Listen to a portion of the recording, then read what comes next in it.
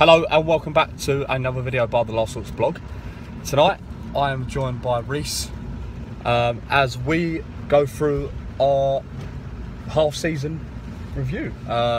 So we're pretty much halfway through now. Just over, yeah. Just over. And we thought we'd look over the games that have happened for Jules this season and give our thoughts and opinions on what has been an interesting first half of the campaign. So Reese, we'll start right back in August, Yeah. when Adi Pennock got the job.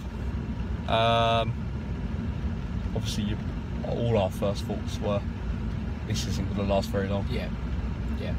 And fortunately, we proved to be right on that one, didn't we? The first 10, 12 games of the season were painful to watch. Yeah. We didn't score for the first 6 games. Didn't look like a goal was ever going to come. And obviously we got a point against Southend at home. A bit of a freak game. We won at home at Charlton. Sort of the question was, could that be a turning point?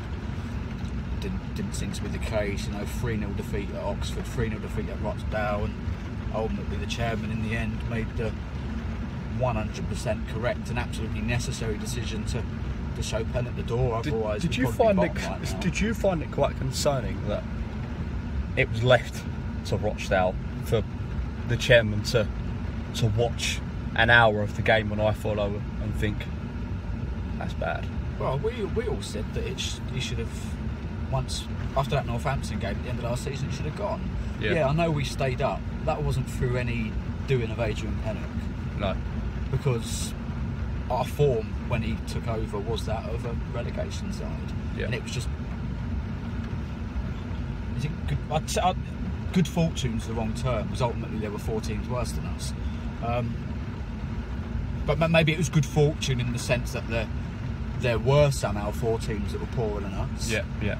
That we managed to survive by the skin of our teeth. And, everyone seemed to think then that, right, the chairman will realise we've got away with that one. We'll go fresh in the summer, bring in a serious, experienced appointment, and we'll move on from there. And it turned out to not be the case. And what happened. And because after the first 10, 12 games, I thought we was nailed on to finish bottom. Yeah. Obviously, then the inevitable happened. Peter Taylor got the position. That was always going to happen, wasn't it? Yeah, it was. And then the even more inevitable happened, that we played 2 games under him, didn't score, and played mindless, ultra-defensive, anti-football. Yeah. Which we've become so accustomed to in his previous spell. I don't know why Scally thought putting him in charge would result in him changing his ways. We knew that's what he was going to do, and that proved to be the case, which is why he took charge of two league games, and he then disappeared as well. Maybe because he wanted the job full time, and Scally said to him, "Don't think so. Not on what you've done in them 2 games in your previous spell." Obviously, before we get on to the current manager, Stevie Lovell, there were big rumours. Well, not rumours. It was a fact that the chairman was chasing Mansfield manager Stevie Evans. Reese, what was your thoughts of our approach, and would you have had him? Well, I think anyone that says they wasn't shocked by that news would be lying, because he'd probably been the last manager that I would have expected Scally to try and get. Would I have taken him? Yes, I would have done. I know he's not the nicest person in the world, but that's football. I'm not the nicest person in the world. You're probably not the nicest person in the world. Do you know what I mean? It's me, mate. That's what I mean. But if he came in and delivered results, people would forget that he's not the nicest person that you're ever going to come across in football. Because at the end of the day, football was a results game more than anything else. But so be it. Mansfield said no at least once, rumours of it even twice, and we moved on from that, and we're doing okay. Yeah, so obviously moving on. After the chairman couldn't get his man in Steve Evans, he turned to another Steve, in Steve Lovell. I mean, how many games has he been in charge now? I don't know. It must be 15 at least. 15. Yeah. What have you made of Stevie Lovell's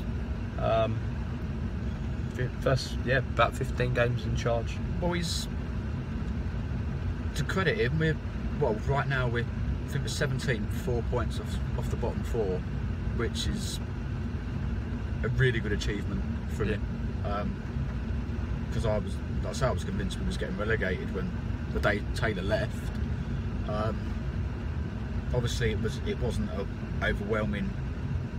I say it wasn't an overwhelming. I mean, obviously, he took over on a caretaker basis, but for the first sort of 4 or 5 games he was in charge of, I still wanted a new man to come in, and because I felt that Lovell was only going to be a sort of temporary fix. But obviously, Scally gave him the job, and to be fair, it was hard not to give him the job when we'd won at Peterborough, Rotherham. Drawn home to Wigan. Sure would be something. Yeah, that was it. We drew it home to Wigan, which was obviously a really good result. And yeah, he's doing remarkably well. In comparison to how he was performing in the first quarter of the season, it's like a different team. What do you think he's done differently? I think the obvious one is he's given them a lot more freedom to go forward. Yeah. Which in turn, it's as strange as it sounds, I think playing the more open football has helped us out defensively.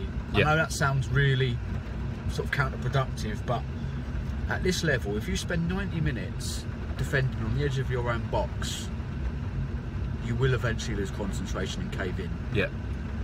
These aren't elite footballers, and 90 minutes of constant defending, wave after wave of attack, will become mentally and physically draining. Eventually, you'll concede a goal. Well, that's what was happening. I remember in the summer, Max Samer did an interview with Matt, Jules and Blood, and he said that yeah, if you're constantly defending all the time, in the end, headering and kicking the ball away gets tiring. Yeah, of course it does. And like in the end, you physically cannot do it anymore.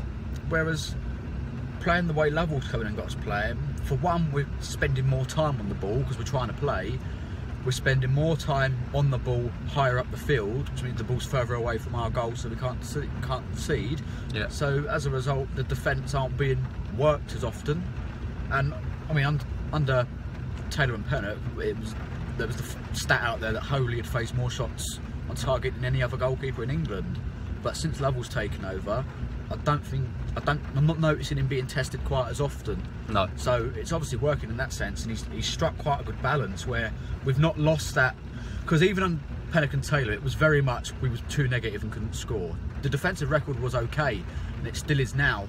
But what Lovell's done well is he's found a mix where we can score goals now as well, as we've proven at Rotherham, at Peterborough, Bristol Rovers, Fleetwood. We're managing to create chances and score goals, whilst also keeping it relatively tight at the back end, which credit to him, is a lot of people probably didn't think was possible with this set of players that we had at the start of the season. Yeah. Obviously, January coming up. Yeah. What do we need?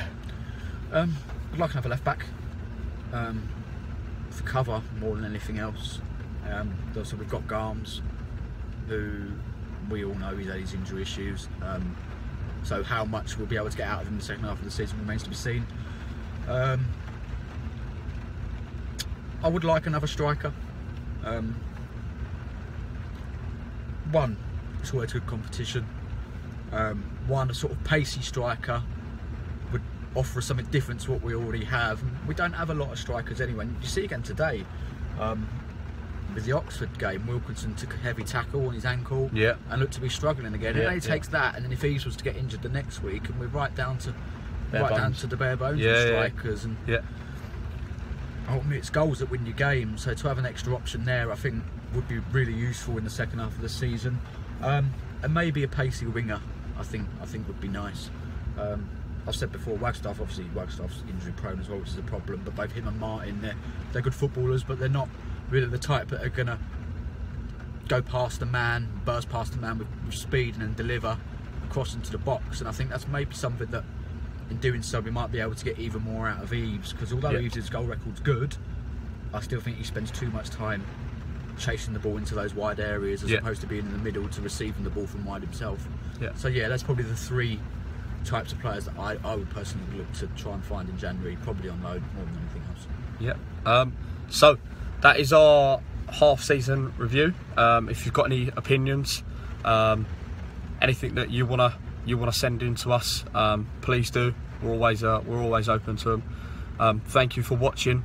Our last match review got nearly 900 views, which is absolutely fantastic. The views seem to be going back up since me and you have come back on.